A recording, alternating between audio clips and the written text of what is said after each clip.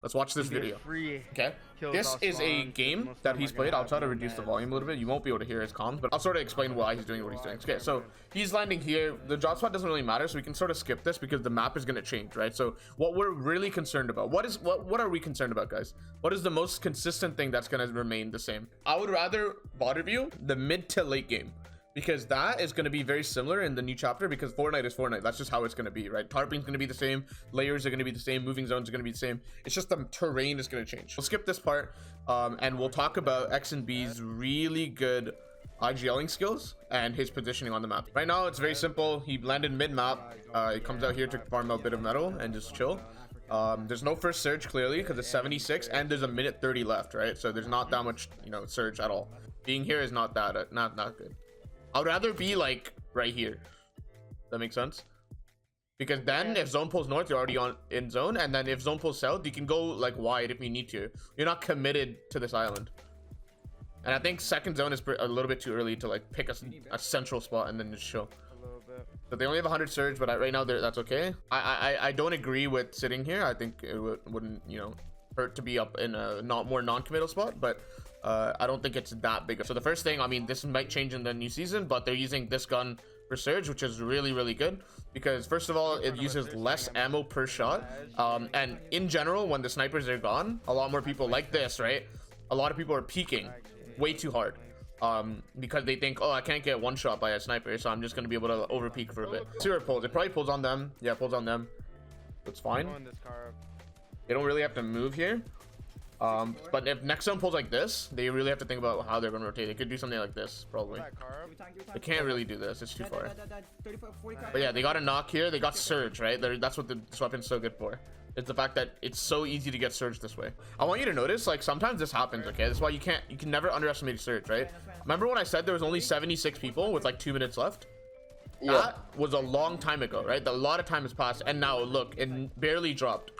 Right, so a lot of amateur players, what they do is they sort of, oh my god, there's only 6 people who need to die, and there's like 2 minutes left. So like, I'm really scared that, you know, I'm not worried about surge, rather. I actually did it myself. I was like, oh, so I don't think surge is gonna happen in this game, right? But I don't think that's a good habit to have, right? Because even if first surge doesn't happen, right, maybe it drops down to 68 and first surge doesn't happen, you still have to deal with these ones, right? Then that's difficult, right? Like, you still have to worry about this. And if you're not racking up surge from zone 1, 2, 3, and 4, like, if you're not working surge throughout all these zones in the early game, these zones are going to be a problem for you. But look, they're 200 above. Why are they still concerned with getting surge, right? It's what I talked about, right? They're working for the 50 surge and the 30 surge. Like, they're still building up damage. Any damage they get is still relevant. So they don't have to move here, I don't think. They're pretty all right. Like, they don't really have to move. They're already in zone, and I don't think they can move if they wanted to, right? Like, even if they wanted to go more center, it's fine. Like, they can't really do it. Too many people in this lobby. So like, it's like a pro and con thing, right? So like, if you base edge, what's the bad thing about basing edge, guys? The main thing is like, you're probably not going to pull zone, but there's a benefit to being edge. Edge, like rotate? Yeah, you could do, yeah, you're not committed, so you can go more edge rotates, sure. Like, if you're right here, for example, it's kind of hard to do this because more people can see you.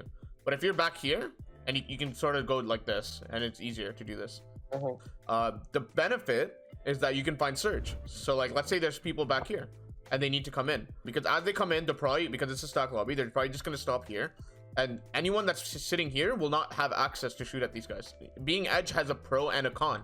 The con is you're probably not set up for next zone, right? But the pro is that you can look for surge, and that's exactly what XnB is doing. He's looking for surge because he understands that it's this time. Like, he has an edge position. He's going to use the benefit like to the max. Like, he's just going to get all the surge now, so that later when he's center and he doesn't have access to as much surge, he's fine, because he already built up so much from now.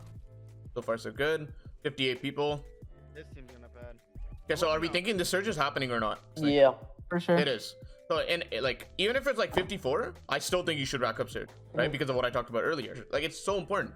If you mess up the surge, right, and you underestimate it, and you don't start like shooting people, and you're at like 200 damage when you're supposed to be at 1k, your game's over. You're just dead. No, there's literally nothing you can do, right?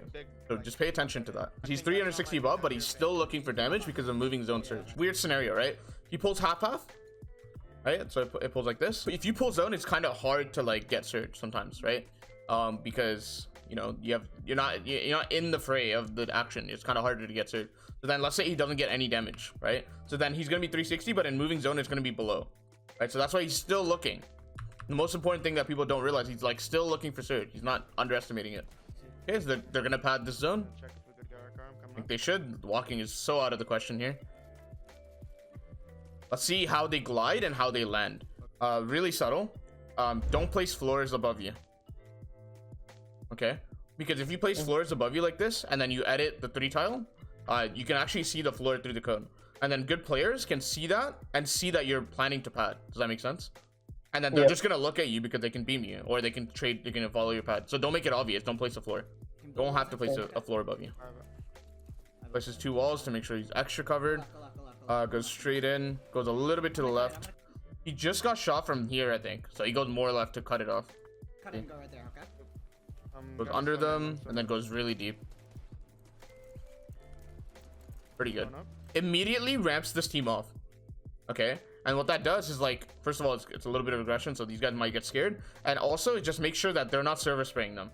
Yeah, I mean, oh, and also he's looking for an opportunity, so the guys are distracted. You can see them. This guy right here is looking to the left. Like, he's not looking at XnB, so they're clearly distracted. So XnB goes for play. Harpoon hold. He harpoons. XnB holds. Perfect coordination as a team. Nice. Come back. Oh, so far so good. That's not bad. I should have done a bigger. They're in 2 boxes, not wasting a lot of mats. Right here. They don't need to. And because they pulled so many zones earlier, they actually have a really good amount of mats for half zone. There's a big reason why he's making box fight plays and not ARing people coming in. Because usually when you AR people coming in and you get a kill, you can't really access those mats, right? But if you box fight, as long as you are good at box fighting and you do it safely, if you get a kill, it's an actual impact, right? You can pick up all the mats, you can get all the loot. They don't move right now. So the biggest thing in half to first moving rotate is if you move before this timer goes 0, you might get beamed because no one else is moving. Because the thing is, when you're rotating, you're not shooting, right? So if everyone in the lobby is rotating, you can also just free rotate because no one else is looking at you. They're very patient. They don't need to move right away. First moving is one of those movings where you can sort of late rotate and go through other people's builds and sort of free rotate. They wait for a pad too, so they get this. But even if they don't see that pad and they don't hit that pad, they actually have a really nice rotate. Like, they can just walk across a lot of these builds and pretty freely rotate. They wouldn't get hooked. You need to find a really good layer here. This is good. I cut these guys off. They might run into our back. First thing he does when he lands is blocks his back off. There's no benefit to blocking your front. XnB lens blocks the back off. I don't think he looks up, but that's okay. Yeah, I'm not entirely sure how he gets beamed. Oh, that's not XnB's wall. See that?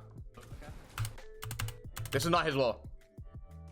Oh shit.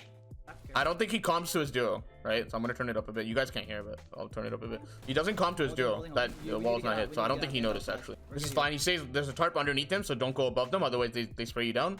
Go to the side if you can. And then there's this concept called expanding closing side. I don't know if you guys know about this, right? Here, it's really important to use expanding side.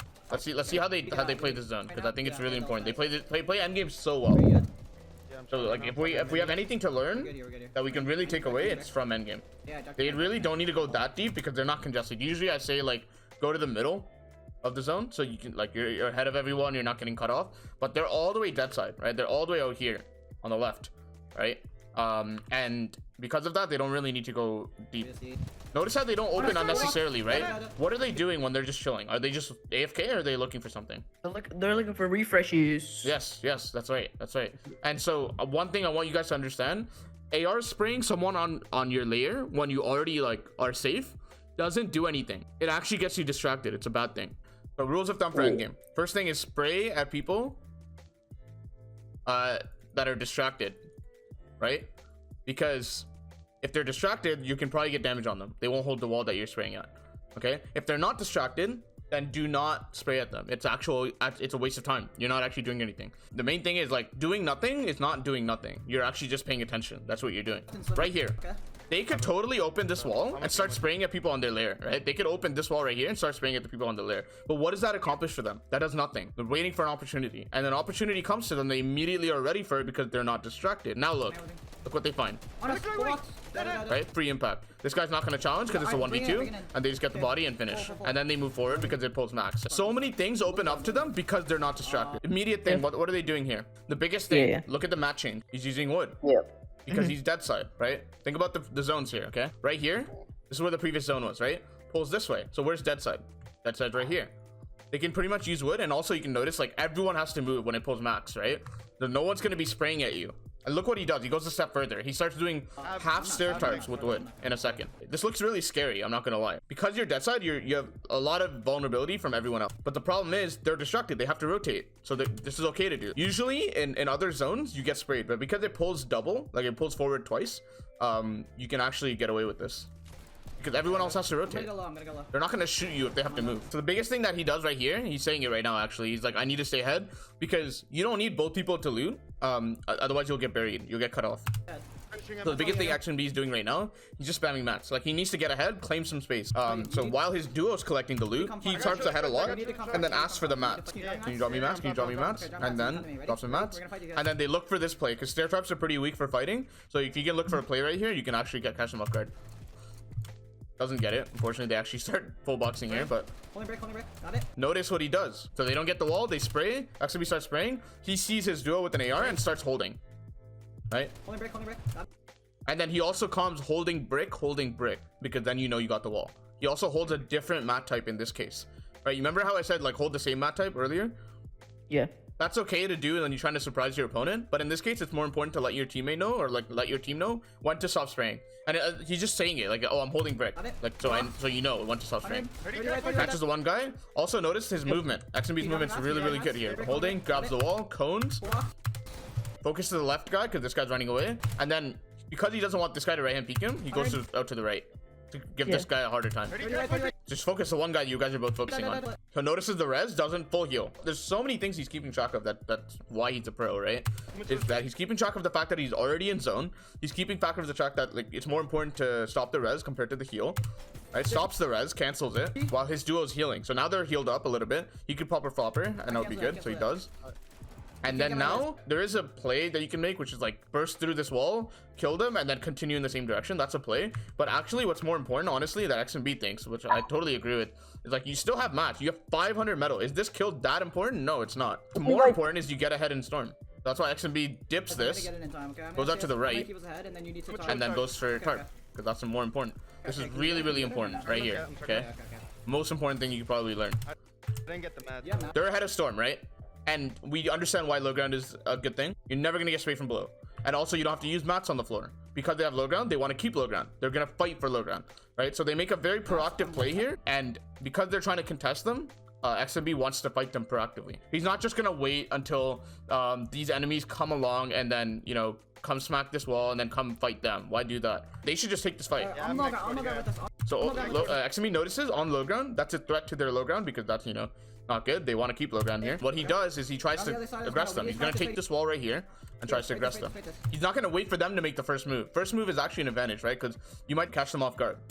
Like if you're going to fight, you might as well be the first one to start it. That actually it helps you a lot.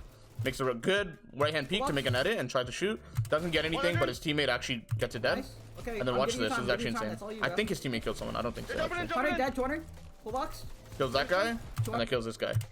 Really good. So they cut them off. Like they don't just move ahead and give them space. Like why do that? Why do you have to just go ahead and then, you know, handshake them and be like, oh, you can have this layer too? You don't need to do that. You can fight them. And so they cut them off completely. You need to do everything you can to keep it. Don't just like give someone space for free. I'm dropping in the water. We have low. I have chilies. I've got heal off. I got heal off. Someone dies and then he picks up what? Picks up heal off. So what's his win con here? Heal off. Yeah, the best order right now is to do medkit and then the other heals after. Let's talk about how you can medkit properly. So you can actually wait until 7 seconds on this timer, right? Wait until like 7 seconds, and then go ahead of storm. So this is what storm looks like, and then it's going this way. You need to stand right here. So first of all, you need to take a tick, right? You need to take a tick of storm. So you're at 90 HP. So the medkit's actually poppable. And then at 7 seconds, you stand right here. So let's watch it. Let's watch how XnB does. So watch the gameplay now. Okay. You have more heals? Okay. No, that's it. XnB has the fast heals in terms of whites, so splashes, floppers, and he gives the med kit. He gets a med kit from his duo. Okay, okay. So he tanks the Give me tick. Give me the mats. You have mats? He's at 90 HP. Yeah. He's able to pop the med kit right now. He's not doing it now. That's too early. Yeah. I don't think Right? His duo gets out of zone to give him space. Right? So that's another thing. If you're not healing off, don't stand in the safe zone. Do not block your duo. Right? So he gives him the space. I think you should. And look how he stands. Stands in front for a little bit, 7-second mark, and then pops. And it's successful. Hold for me. You gotta hold for me. Do you have the mats? He doesn't unnecessarily take another tip. Biggest thing his duo should do right now is what? He should close this wall and then try to hold for him. He died. His duo starts screaming. There's a siphon in the water, right? Finish him rare. He starts screaming like, yo, there's a dead body. You can get it. Because the other guy died to storm. He got knocked to storm. You can get heal off. Right, so the XnB starts, stops healing off and comes and gets the other siphon. More heal. And then runs away. And then wins the game. Doing this. Nice. Low ground can be a win con. You can win the game from there if you have proper heal offs, and that's what they do. They get the proper heal off. They use siphon well. They medkit completely perfectly, and they win the game from that.